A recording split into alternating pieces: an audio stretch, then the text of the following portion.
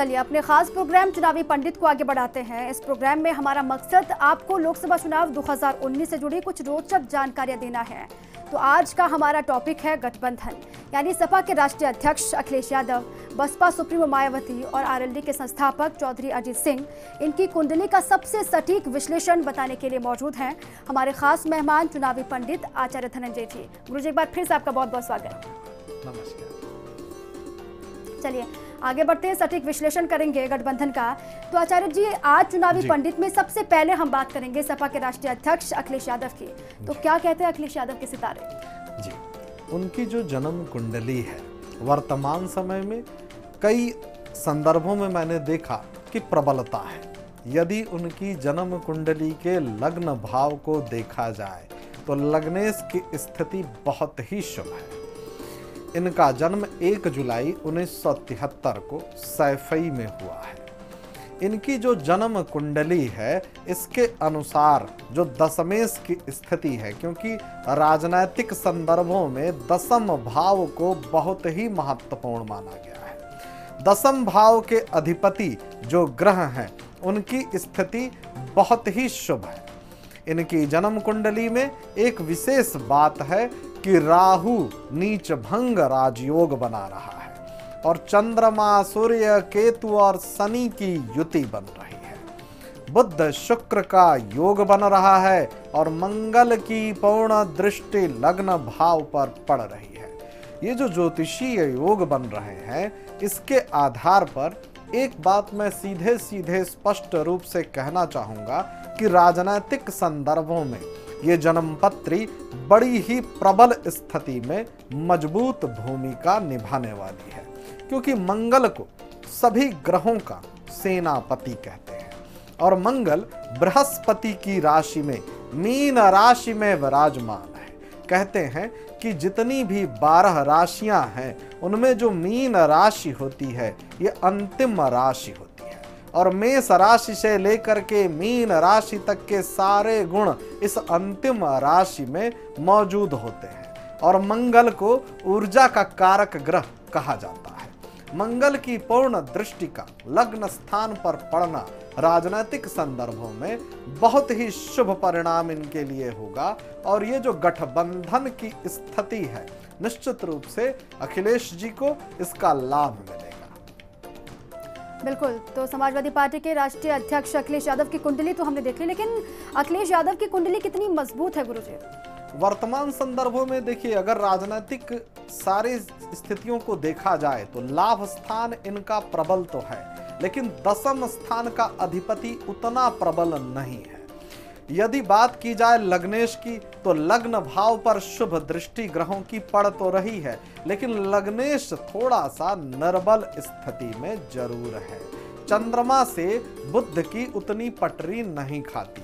दूसरी एक बात मैं कहूंगा कि चंद्रमा का शनि के साथ योग होना और नीच के राहु की पूर्ण दृष्टि का होना, सूर्य और चंद्रमा ये दोनों ही ग्रह ऐसे हैं कि यदि इन पर राहु की दृष्टि पड़ जाए या चंद्रमा की शनि के साथ युति बन जाए तो ये कष्टकारी युति होती है। ऐसे में जातक को राजनीतिक दृष्टिकोण से पूर्ण उपलब्धि या पूर्ण रूपेण सत्ता के सुख की उपलब्धि नहीं हो पाती। इसमें कोई न कोई विघ्न बाधा, चूंकि राहु को विघ्नकारी ग्रह के रूप में माना जाता है।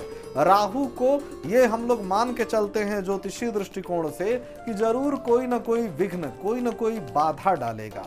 तो जो इनका गठबंधन है वो बहुत ही स्मूथ या बड़ा ही सरल तरीके से नहीं हो पाएगा। इसमें राहु विघ्न बाधा जरूर डालेंगे। बिल्कुल, तो अखिलेश यादव की कुंडली के बारे में चर्चा तो हमने कर ली, लेकिन गुरुजी बसपा सुप्रीमो मायावती की कुंडली आखिर क्या कहती है? क्या कहते हैं मायावती के सितारे? बहन जी की जो जन्म कुंडली है इसमें शनि की स्थिति प्रबल है। इनकी जन्म कुंडली की जो स्थिति है 15 जनवरी 1956 ये तिथि है इनके जन्म का और दौलतपुर स्थान है उत्तर प्रदेश का। बहन जी की जो जन्म कुंडली है इसमें लग्नेश की स्थिति और दशमेश की स्थिति। लग्नेश इनकी जन्म कुंडली में चंद्रमा है, चंद्रमा बुध और सूर्य की युति बन रही है और दशमेश राहु के साथ वृश्चिक राशि में स्वयं के घर में स्वगृही होकर के विराजमान है। एक बहुत ही शुभ स्थिति बन रही है कि भाग्येश बृहस्पति धन भाव में, वाणी भाव में द्वितीय स्थान पर सिंह राशि में विराजमान है और सिंह राशि के स्वामी सूर्य देव हैं। सूर्य और बृहस्पति परम मित्र हैं। इसका अर्थ ये हो गया कि इस बार बहन जी की जो वाणी है वो बृहस्पति ग्रह के प्रभाव में है और बहुत ही नाप तौल करके, बड़ा ही सोच समझ करके इनकी वाणी चूंकि बृहस्पति से नियंत्रित है तो इसका इनको लाभ मिलेगा। दूसरी एक बात कि दशमेश मंगल है और वो स्वगृही है और राहु के साथ विराजमान है। यही बात जो मैं अभी कह रहा था कि राहु की दृष्टि दसम पर सीधे सीधे अखिलेश जी की कुंडली पर पड़ रही है और बहन जी की जन्म कुंडली में दशमेश स्वयं राहु के साथ विराजमान है। तो इसलिए इसमें भी पूर्ण अभ्युदय या पूर्ण राजनीतिक लाभ या पूर्ण राजनीतिक स्थिति का योग नहीं बन पा रहा है। हाँ, एक बात मैं जरूर कहूंगा कि यदि इन दोनों जन्म कुंडलियों को संयुक्त रूप से देखा जाए तो प्रबलता जरूर मिल रही है।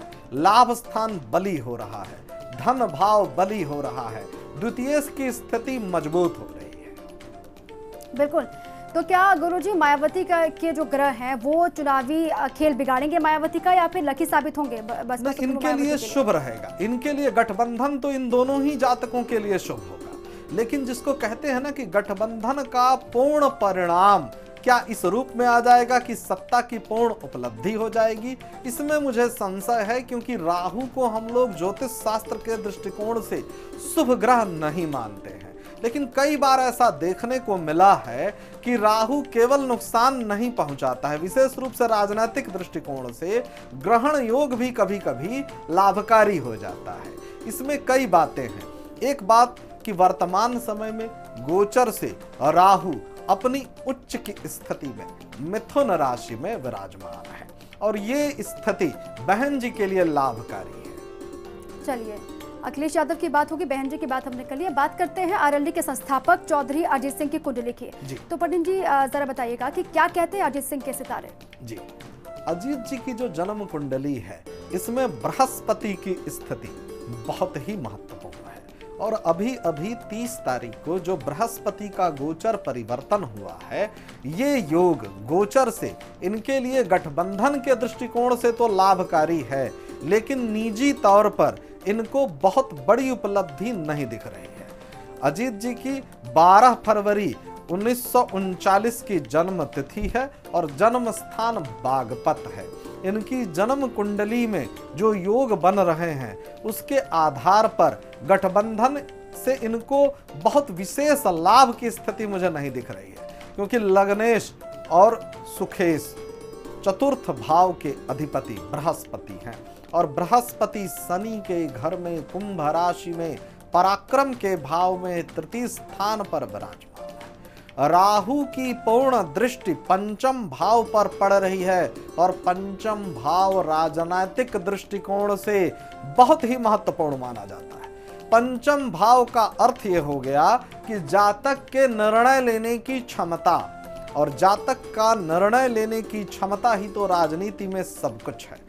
राहु अपने मित्र की राशि में जरूर विराजमान है, तुला राशि में राहु हैं, एकादश स्थान पर हैं, लाभ के स्थान पर हैं। निश्चित सी बात है ये गठबंधन से तो इन तीनों जातकों को लाभ है, लेकिन पूर्ण रूपेण सत्ता वाली स्थिति नहीं बन पा रही है, क्योंकि दशमेश में उतनी शुभता नहीं दिख पा रही है। दशमेश इनकी कुंडली में बुध है और बुध अपने परम मित्र शनि के घर में मकर राशि में द्वितीय स्थान पर विराजमान है। लेकिन एक कष्ट की बात यह है कि सूर्य अपने परम शत्रु शनि के घर में है। क्या सपा बसपा और गुरुजी, ये भी सवाल अहम हो जाता है, क्या सपा बसपा आरएलडी का गठबंधन दूसरी पार्टियों का खेल बिगाड़ पाएंगे? हाँ, ये बहुत महत्वपूर्ण प्रश्न है। जैसा कि अखिलेश जी की कुंडली में ये दिखता है कि जो ग्रहों के सेनापति हैं मंगल, ये दूसरों की सत्ता में हस्तक्षेप सीधे सीधे करने में सक्षम जन्म कुंडलियां हैं, दूसरों का खेल बनाने बिगाड़ने में सक्षम जन्म कुंडलियां हैं। लेकिन यदि इंडिविजुअल इनकी बात की जाए कि इनके स्वयं के दशमेश की स्थिति क्या है, तो वो अपने आप में निर्बल है। चलिए, तो ये तो बात गठबंधन का विश्लेषण हमने किया, और सटीक विश्लेषण करने के लिए गुरुजी आपका बहुत बहुत धन्यवाद। इसी के साथ ही हमारे खास प्रोग्राम चुनावी पंडित में आज के लिए बस इतना ही, लेकिन बाकी ताज़ा खबरों के लिए बने रखिए भारत समाचार के साथ। नमस्कार।